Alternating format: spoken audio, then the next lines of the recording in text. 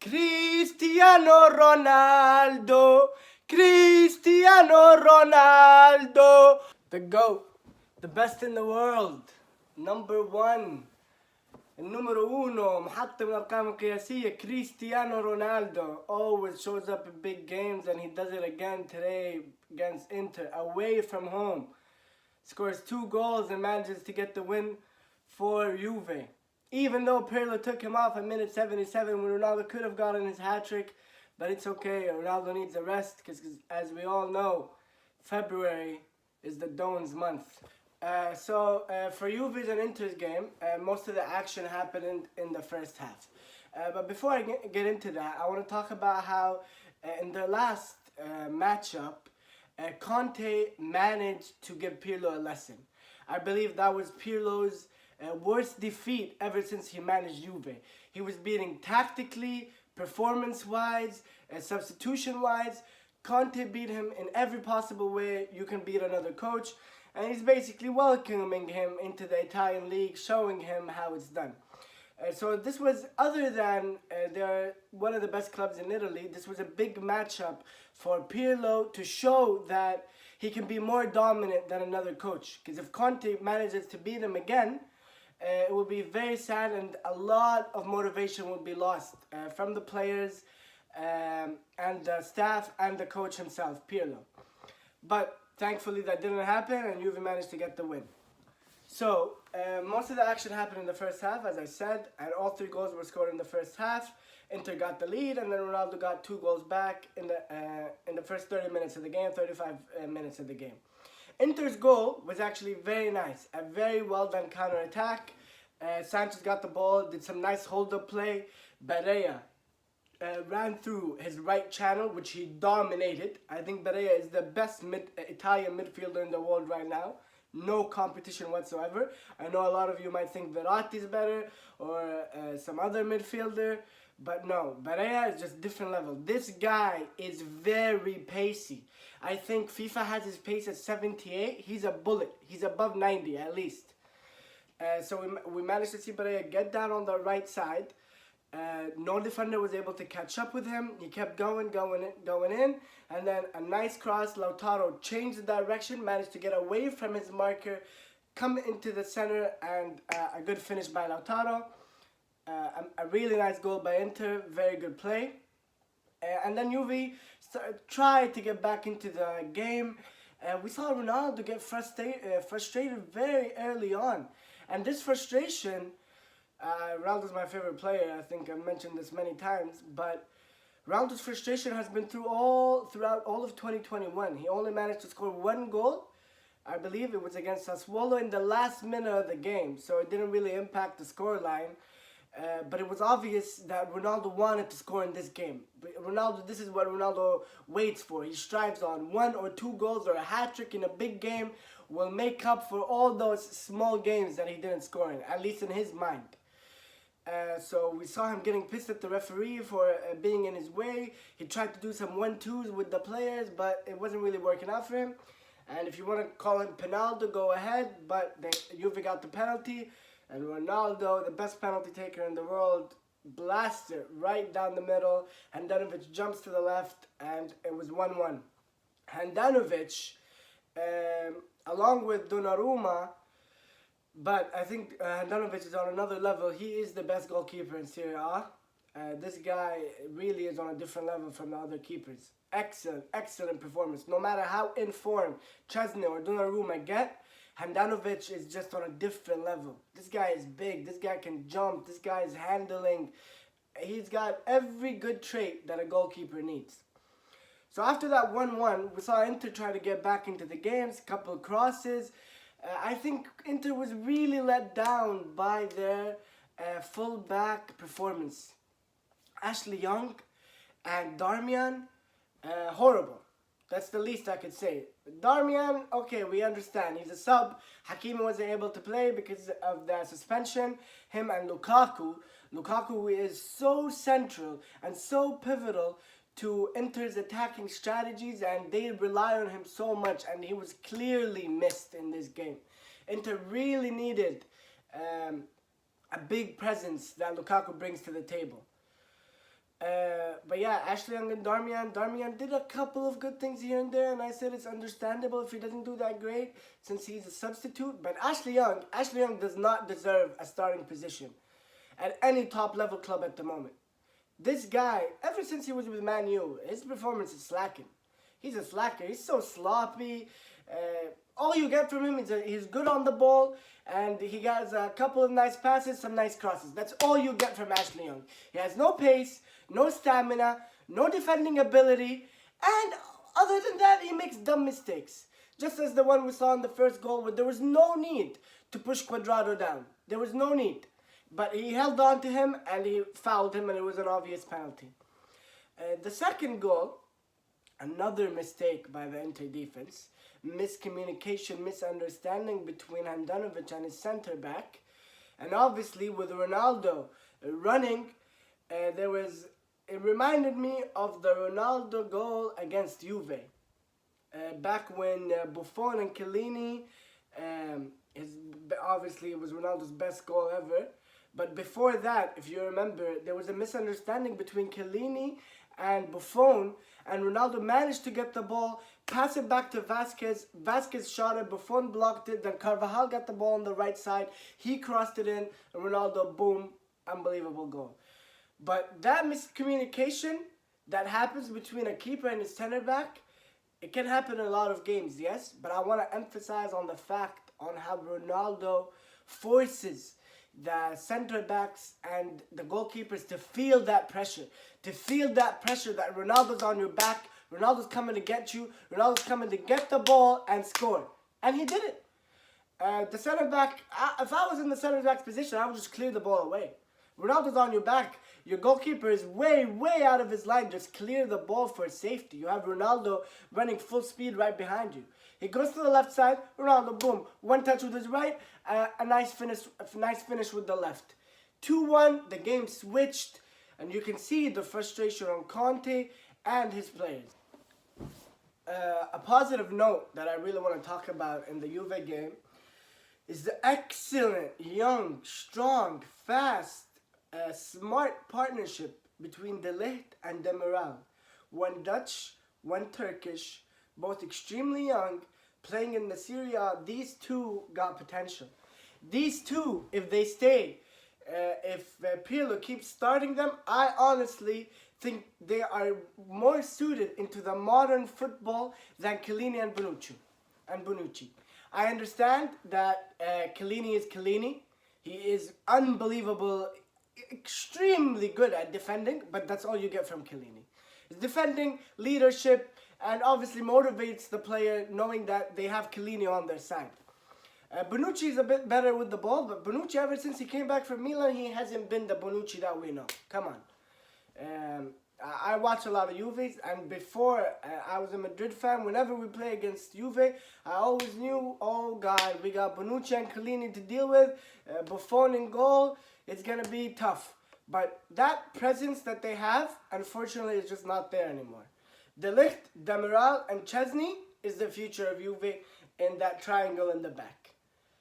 That's my opinion, and I think they did wonderfully great today against two tough opponents, Lautaro and Alexis, especially Lautaro. But their true test, if Pirlo still plays them, will be when Lukaku comes back. And they got Lukaku, Lautaro, and Lukaku's way better at hold of play. He allows Barella and Vidal to come into the box way more, rather than Alexis, who's decent at it, but he's not as good as Lukaku. Vidal did good this game, not as good as I expected. Interesting stat I saw about Vidal, we were talking about Man of the Match awards, when Hazard managed to be the third best after Messi and Ronaldo. Messi number 1, Ronaldo number 2, but that doesn't matter. Ronaldo's still the best. And then Hazard was number 3, and then number 9 was Arturo. I think he was the first midfielder on the list. He managed to get 53 Man of the Match awards. Excellent player overall. I really like Vidal. He's amazing in getting into the box. He's a really good defending, very aggressive, but he's getting old. We gotta acknowledge that. But Eriksen needs to start with Inter. Come on, Conte. I know you only have two. You need Brozovic in the middle to be the holding midfielder, so you only have two options. You got Berea, who is super in form, so he's holding his position, obviously. But you have that third position that switched between Arturo and Eriksen. Something better needs to happen over there. Either Arturo needs to step it up, or Eriksen needs to get that position. Especially after Eriksen scored that last-minute wonderful free kick against Milan. I think you should have given him that boost and started him today. But hopefully, we will see more of Eriksen soon. So finishing off on this game, I think it was there wasn't that much football in the game. I want to be honest with that. We saw 9 yellow cards. That is way too high, honestly. Especially at the ending of the game. The players were getting super frustrated, fighting with each other, screaming at the referee. You hear, every time something happens, you hear the staff and the subs screaming. We're just becoming a mess. And I think Juve is good at that. Juve, once they're up and it's the last 10 minutes of the game, they know how to push the game towards that direction, to which the players start focusing more on the fouls and the referee rather than the actual football and the passing and the tactics. We didn't see any proper chance for Inter in the second half other than that Darmian shot that Gigi did wonderful to block. So yeah, Inter and Juve still have 2 more matches to play, I believe, or 1. It's going to be back in Juve. And 1-0 will see them go through. Now, let me just say that a 2-1 isn't really that great, especially in a home and away type of situation. So, let's see what happens. Inter with Lukaku and Hakimi coming back, it's gonna be dangerous. And I messed up with that. Actually, Inter 1-0 would not qualify on away goals. They played home today, so they would need 2-0. To qualify. 2-1 would see it go extra time, any draw or a win for Juve. Obviously Juve qualify, but if Inter manage to win 3-1, they'll qualify. So I think it's going to be very, very interesting. But I believe, I don't know if Skriniar got that yellow card at the end. It didn't really show on when I checked up online, but I saw the referee hand him the yellow card. But if he did, that means Skriniar ain't playing. Vidal is not playing. Alexis is not playing. But it's okay. Alexis, there's Lukaku. Vidal, there's Eriksen. Skriniar, I don't think the yellow card went through, so we'll see him play. So I don't think those yellow cards should affect Inter as much as the current yellow cards affected them, which were Hakimi and Lukaku. Especially that Hakimi yellow card was definitely not necessary at the end of the game. Alright, and now on to the second game, which saw Man U absolutely annihilate, dominate, crush, destroy Southampton 9-0. The biggest win difference in the history of the Premier League, tied with the last year record when Leicester beat Southampton 9-0. It was unfortunate how Southampton got a super early red card, first 2 minutes. I feel sorry for that youngster who this was his first start in the Prem. And I believe 2 days or 3 days before the game, he opted in for a transfer request to leave the club. So this was his chance to show other clubs that he can actually perform and do something. I think that youngster is in a really tough spot now. And you got to feel with him. But for the game, it was a very tough game overall. Alright, for this shot, I'm going to try to get it closer to the camera. Let me know if you guys like him more, if you like me being a bit further. I'm just trying out different shots, see what the audience prefers more. Nonetheless, so I talked about how the red card really affected the game early on. And then we saw Man U actually play well. Man U did good. There was a lot of movement. Most goals were actually well played. They weren't random. They weren't really caused by mistakes. It was really good build-up play, especially that second goal, the Rashford goal. Luke Shaw has just been absolutely killing it lately. And I believe if Man U fans want to say he's the best in the league, they can go ahead and say that. He kind of deserves that at the moment. He's creating so many chances. He racked in 2 assists today. Wonderful performance by him. Give credit when credit is due. Alex Telles deserves that credit, but we also want to see, I'm not a Man U fan, but I want to see Alex Telles play. Alex Telles is a really good left back, one of the best. I know Luke Shaw's performing very well, but we want to see more of Alex Telles. I don't know how Ole is trying to do that, but I think he can manage to do so. It was nice to see Cavani score. So many different players on the score sheet, which is obviously a very good sign for any manager, for any team. Martial 2 goals, Cavani scored, really glad to see that. Rashford scored, Bruno scored from the penalty, obviously, but Bruno's still top player. We didn't see Pogba today. James came in and he scored. Who else was on the score sheet? McTominay also scored. So many players scored, so that's always a good sign, and I'm glad. Really get a boost, Man U. But also, one thing I want to talk about is how I was disappointed at the end of the games, how Southampton was playing with no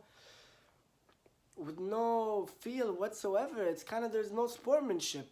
When you play a game against a team, you want to see some competition. That's why I moved to watch the Inter game most of the time, because that Man U game was ruined from the start, and the Southampton players were not really playing the game. They were just, whatever. But one thing I really liked about Ole is how he took out Luke Shaw.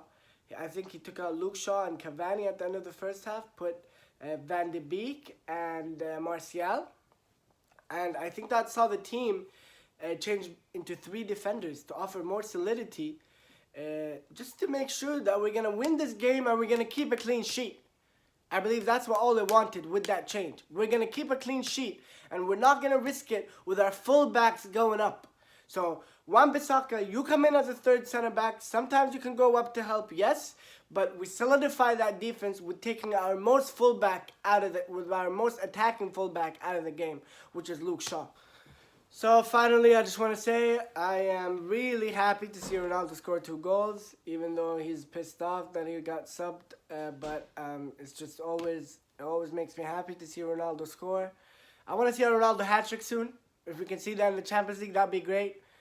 But nonetheless, Juve got the win, Ronaldo got the win, and hopefully they can manage to qualify to the final.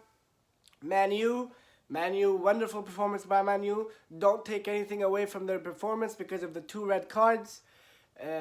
Both ways, it seemed like they were focused. They were coming into this game to win. 9 goals is great. And yeah, that'll be it for today's analysis. Please like, comment, subscribe. Any type of feedback would be hugely appreciated. And I hope you guys have a good one.